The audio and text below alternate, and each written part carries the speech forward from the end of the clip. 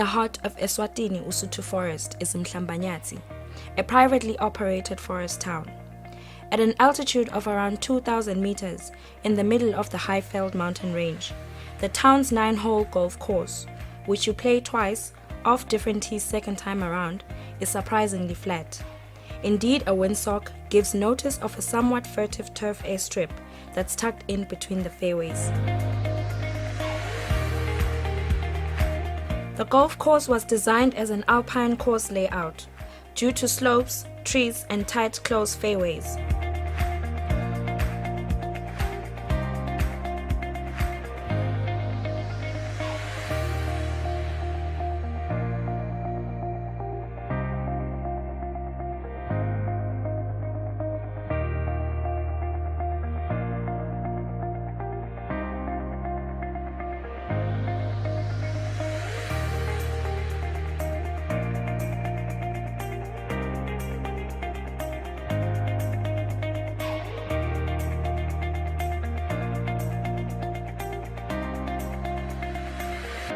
The Usutu Forest Golf Course is an attractive and popular Highland golf course, with the Mhlambanyatsi River running through it, making the 8th and 17th hole a scenic adventure green and island with a moat. It has been said that Gary Player, in his younger days, played the par 3 hole and ranked it as one of his favorites.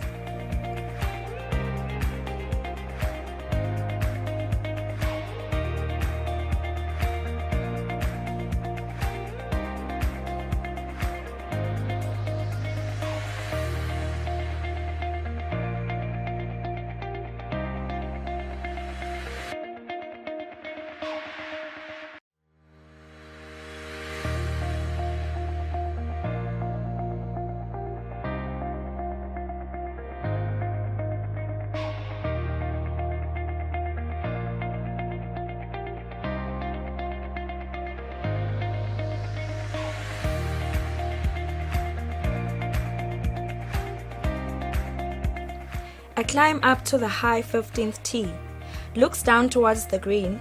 The idea is to play short and then to pitch over the stream and on. Not an easy hole, but playable through mindful course management.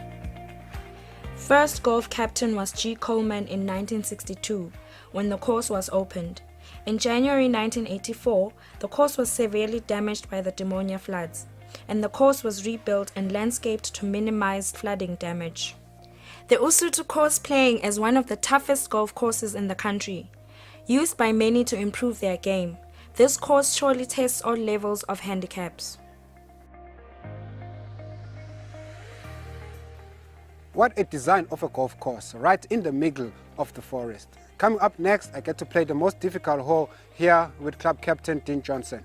Come, let's have a look at what went down. We're at the Usutu Forest Golf Club with Mr. Dean Johnson to play the most difficult hole in this forest golf course, I may say. Yes. Dean, welcome to On the Greens. Super, thank you very much. Nice to have you here. Yeah, thank you very much.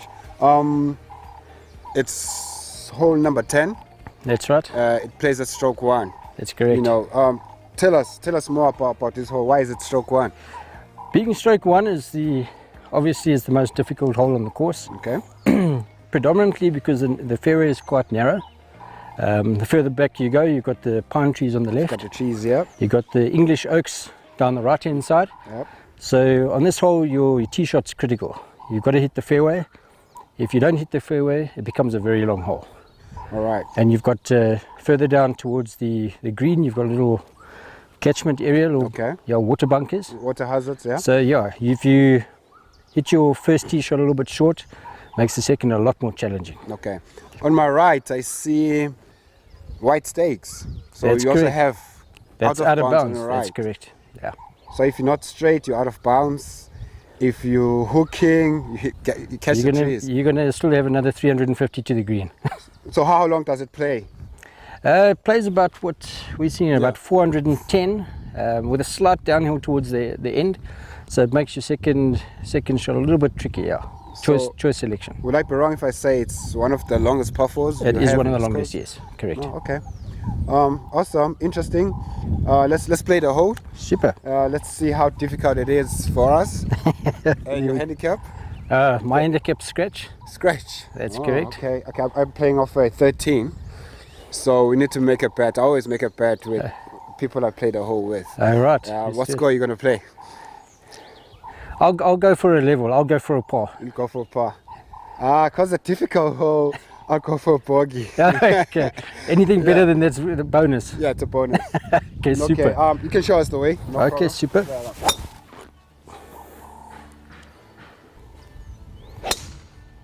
There we go.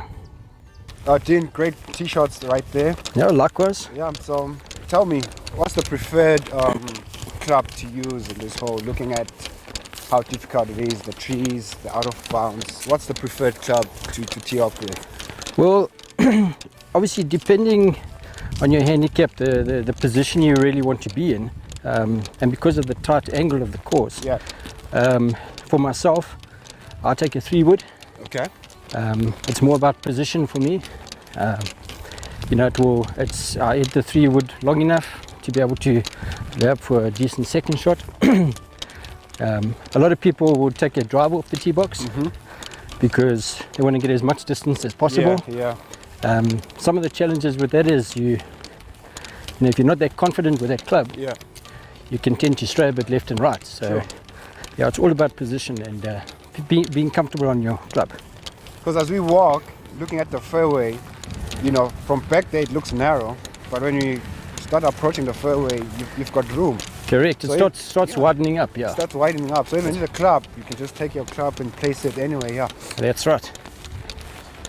Cool. Let's go find our second balls and play our second shots. Yeah. Dean, I think I'm about 200 off the green. That's right. And just tell me what's the favorable approach, because I know just near the green is protected by water hazard. That's correct, those yes. small ponds, yeah. Yeah. So ideally, if you've got a little bit of shape in your swing, Okay. and you can hit a nice little draw, then you want to aim for the right side of the green, just to take especially the left water hazard out of play. So, you know, depending, you know, if you're confident with getting there, Okay. definitely go down the right side of the green. Down the right side. Correct, So yeah. just avoid those ponds. Just avoid those bunkers, go Yeah. straight down the right. There's a little bit of a slope, so you could catch a little bit of a bounce left. Okay. Yeah. Let's have a look at your ball. Your ball is actually Probably about 15 odd meters sitting closer. in a different angle, yeah. That's right. So, So with your shot, you can't draw it because now you've got the trees in front of you. yeah, well, I'm actually quite lucky here. I don't have the trees too close, Okay. but yeah, a draw could work. But for me, I'll just also go down the right side of the All right. green. Yeah. Cool. Let's play our second Good. shots.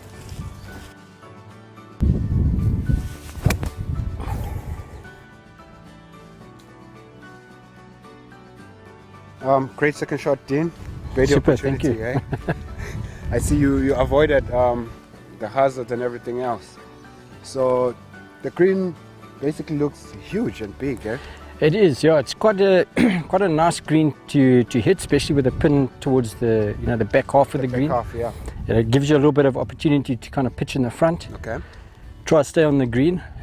What does help that is the green is slightly It's sloping, yeah. it's sloped. elevated, That's yeah. correct, from bottom to top. Okay. So if you can pitch in the front, you Always have an definitely uphill. going to stop, Yeah, within the half. Yeah, Okay. we're quite lucky coming out of winter. Yeah. The green's been quite well looked after, so it's a little bit receptive.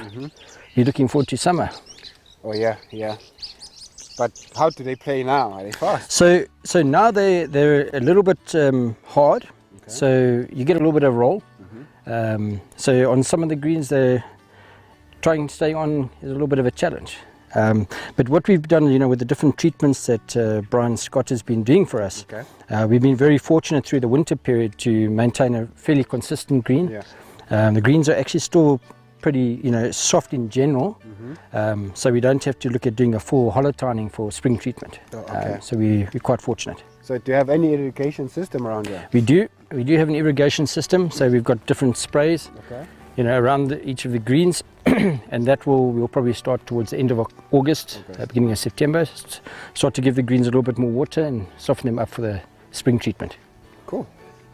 Let's play our putts. Super. Let's see if we can nail that birdie in. Let's go. I also have a power par opportunity. Right. Oh, dropped that one a bit short.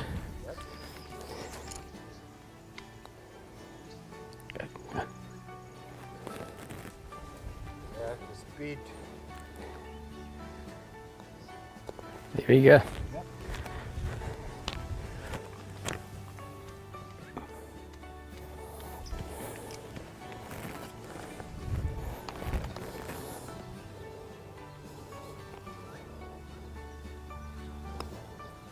Ooh. A little bit of a roundhouse there. It's a par. It's a par. Well, Dean, you called it. Super. You called a par. I called a bogey. Well done. Yeah. We've played the most difficult hole here at Usutu, and it's been great. Super. Yeah, course is it's coming up of shape. It's winter, but it's looking fine. And yeah, That's super. Thanks very much. Anything else to say to the golfers out there? Yeah, I think coming out of winter, going into summer, I would say to all the golfers, get your clubs out, get them cleaned. We've got some great courses in Swaziland, and we'd like to see you on Usutu as well. All right. Super. Thank you. Thank you very much. Pleasure. Thanks. Right. We've said it. We've played the most difficult hole with resident captain Dean Johnson. Coming up next is a special interview with the SRIC Mountain Mark winner, Cosmo Mtetwa.